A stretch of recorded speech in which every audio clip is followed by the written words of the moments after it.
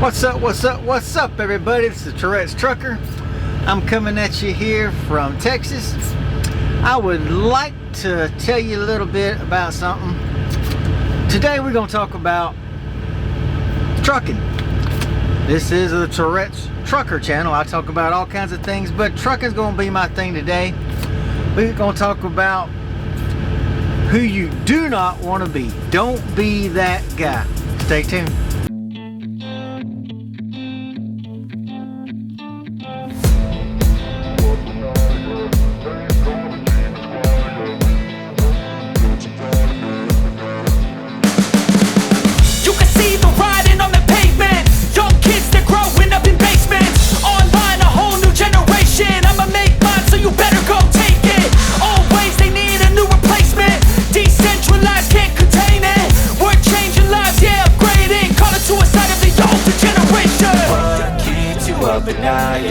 Make all the demons quiet, yeah. We were built to thrive, yeah. I think that we've all had enough. What keeps you up at night, yeah. Make all the demons quiet, yeah. We were built to thrive, yeah. I think that we've all had enough. Oh, yeah, I think that we've all had enough. Sick of dealing with the old plan. They know that we're calling them. Good morning everybody. Tourette's Trucker coming at you from Arkansas.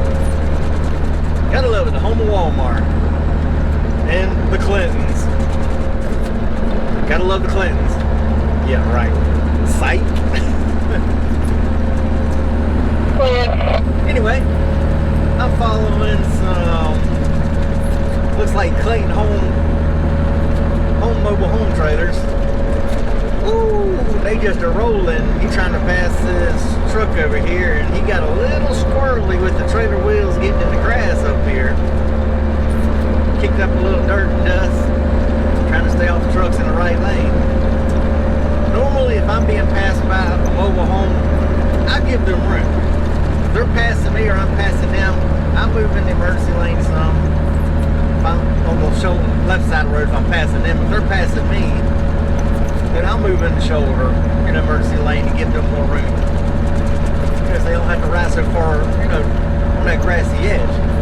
Because the little tires they have on the trailer, it's easy for them to get squirrely. But this truck, he's like, oh no, I'm not giving room at all, I don't care. That's pretty sad. You can tell these are company drivers, and that's the state of mind of some of these drivers. It's all about them. Not looking at the simple fact, okay, the mobile homes are wider. Give them a little room. If you've got a shoulder emergency lane, move over a little bit, give them a little more room instead of him having to put his tires right there by the grass edge, because if he gets in the grass and gets too squirrely, guess what? He's hitting you. He's hitting you, going to take you out. So why not give him the room? I mean, that's just looking out for yourself if nothing else. Gotta love the mentality of some of these drivers today. But yeah, I'm headed to Texas. I loaded in Memphis yesterday morning. Didn't have anything, so I got washed out yesterday morning. Zach went to the Metro in West Memphis, Arkansas, there at the state line. Was gonna get my tanks and chrome polished. The guy come up was gonna polish them, but the security guard come and run them out. Said, you know, he told before, you know, he can't be in there. The guy wanted me to pull out and leave. I'm like, no, late in the day trying to leave and then spend, you know, an hour, 2 hours outside, and then trying to get back in and get a good parking spot. No, I'm good. So I just didn't get my stuff polished like I wanted to, so oh well. Win some, you lose some. That's just a part of trucking, that's the way it goes. But yeah, I'm headed to Texas. Grab me another load going right back to Georgia. I'll load it tomorrow morning around Texas, just outside Houston. So that's a good thing. Only a day in between, so at least that'll give me something back. So hadn't heard when it actually unloads yet. I've contacted the receiver and left word, see, you know, what time they want to unload it, because we pull a lot of stuff for them. So we're pretty much good on talking with them ourselves, you know, a few of us drivers are anyway. So we'll get with them there and shipping and receiving and talk to them and communicate with the owner of our company's blessing. So, you know, you don't want to do too much on your own. Some companies don't allow drivers to communicate with shippers and receivers because not all drivers are professional. Not all drivers, you know, they'll say, yeah, I'll get the load there, and then not get the load there. So, you know, our company knows what drivers will get the load there, what drivers won't. So, they know I don't have that issue. My brother doesn't have that issue. A couple others don't have that issue. So, pretty much will let us communicate. So, it's a good thing when you have a good boss, work for a great company. Our company's a great company to work for. Couldn't ask for a better boss, better company. Family run business. So, hey, it's all good. Love them to death. Known them for years. So, that's cool. But, yeah, heading out to Texas here. I'm going to actually install some more lights on the truck. I've got all my extra lights on the truck. I've got my LED lights for the fuel tank straps and all that. But I've got to solder wires onto the contacts and all that. I'm going to heat shrink and solder wires instead of trying to use the clips and put them on. Haven't had lights on fuel tanks for about a year because they just kept getting water in them, kept shorting them out, kept corroding them. So the clips just aren't that good connectors. So I'm going to actually solder the wires on and then heat shrink them over the LED connectors that way. So hopefully that will give some better deals, better contact. It'll keep them more watertight and secure. Hopefully they'll last longer. So we'll see. But yeah. Gonna do that, but then when they finally come up with this, I'm like, okay, I'm gone. Then, you know, if I get this loaded tomorrow and they can't take delivery till Friday, I can actually be there tomorrow night, Friday morning, or yeah, Thursday morning. So if they can't take it Thursday, then I guess I can just drop the trailer there at the plant, pull them down the road there, and then I can work on my stuff there. I got a Harbor Freight there. I can always stock up on some more stuff. Harbor Freight, get some more tools and things, but connectors, contacts, things like that, heat shrink, get some more of that stuff, and then I can do that there in their parking lot. They've got Wi-Fi there, so hey, I can sit there until it's time for me to go unload, and I'll go back up, hook up to the trailer, back in the hole when they're ready for me to unload it. So that's all good. They'll give me something to do if they can't take it, you know, on Thursday. I'm gonna wait till Friday. That's all good. As long as I get it unloaded by Friday, so I can get to a tank wash to wash it out.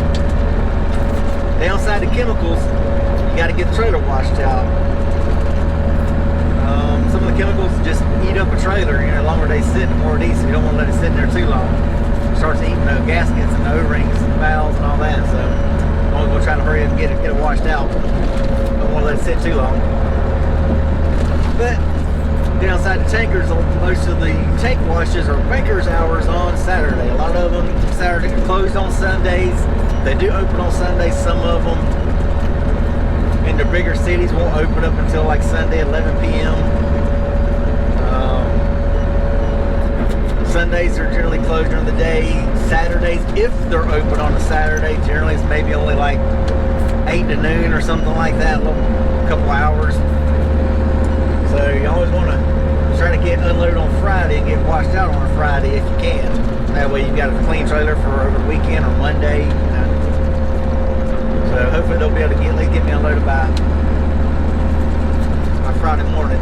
Last time I brought a load from Texas out here, they're talking about not unloading me until 2, and then it takes 2 hours, so the tank wash close to unload. Well, they close at 4 or 5, so I'm taking people at 4. Well, if they unload me at 2, get done at 4, hour there, so wouldn't be able to make it. So they finally got me and they switched it around.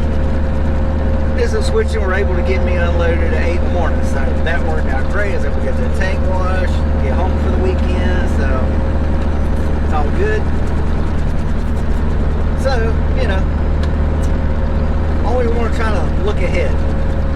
Always try to think. You don't want to think about the load you're on. You always want to think about the possibility of your next load.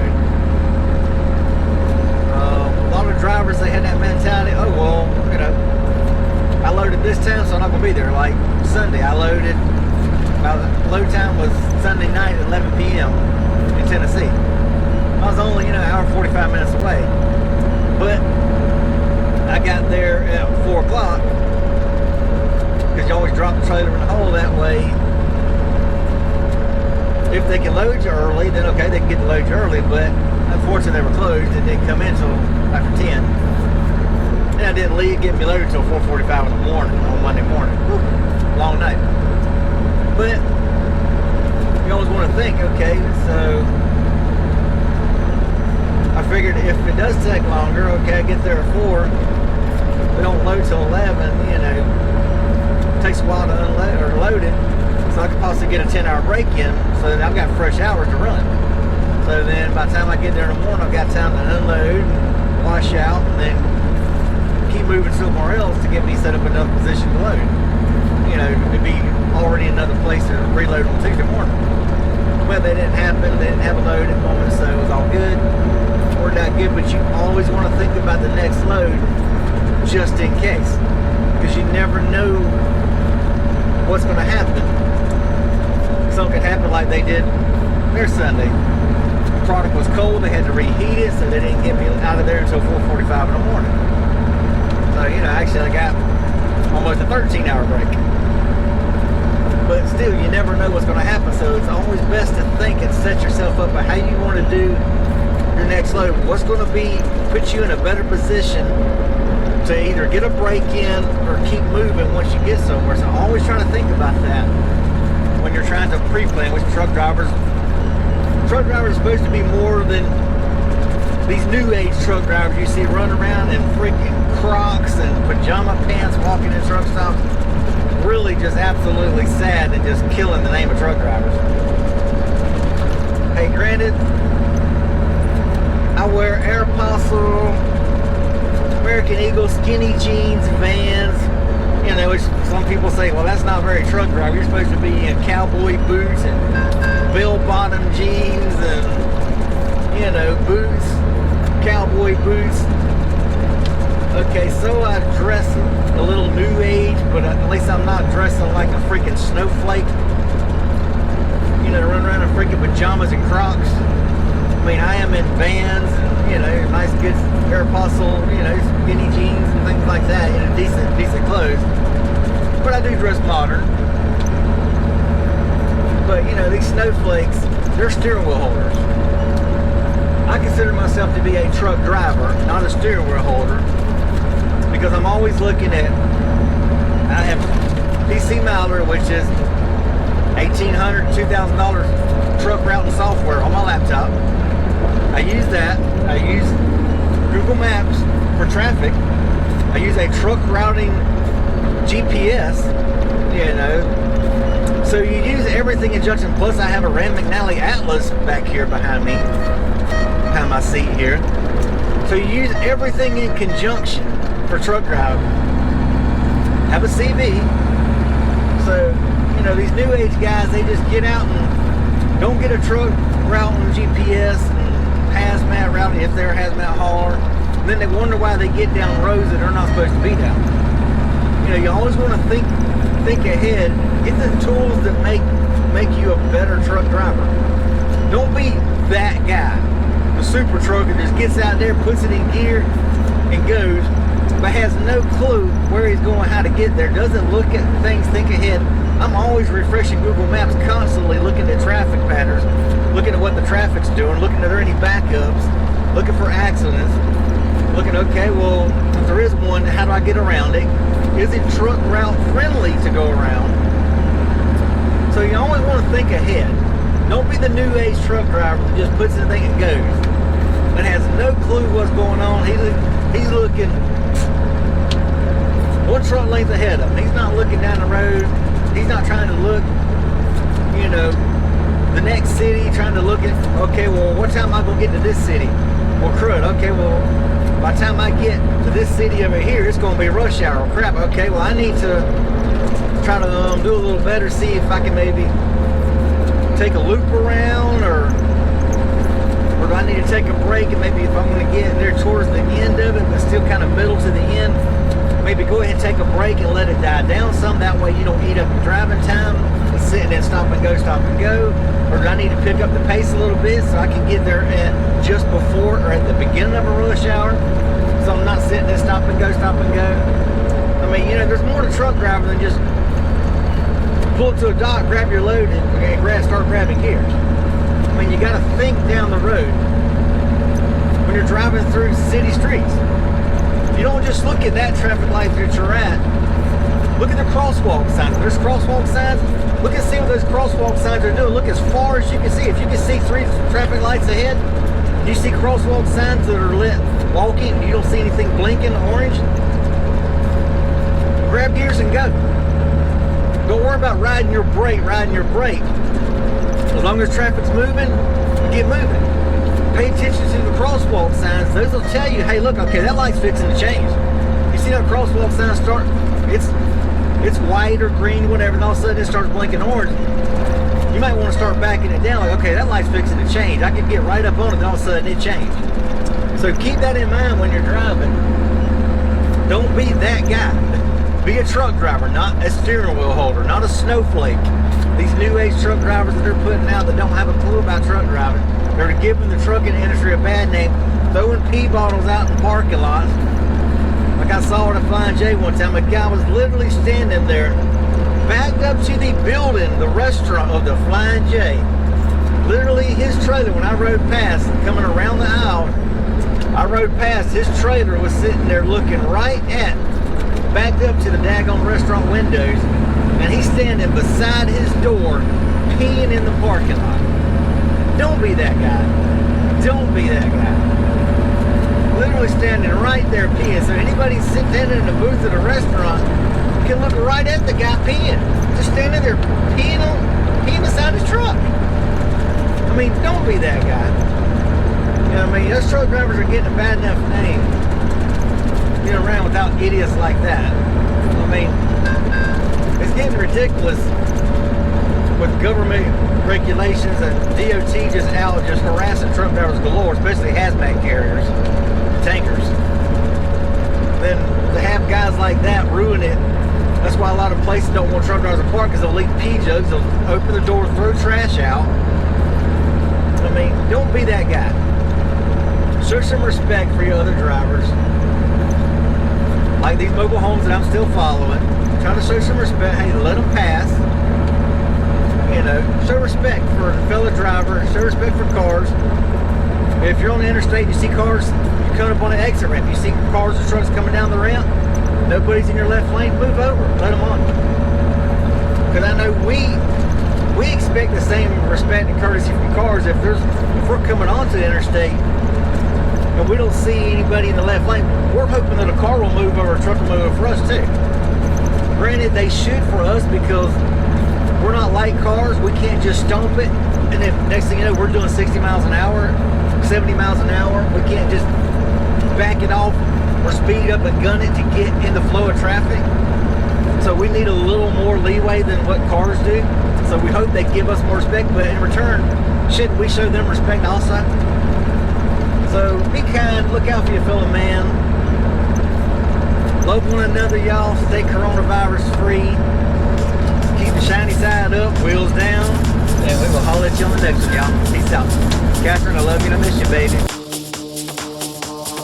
You can't touch this. You can't touch this. You can't touch this. You can't touch this.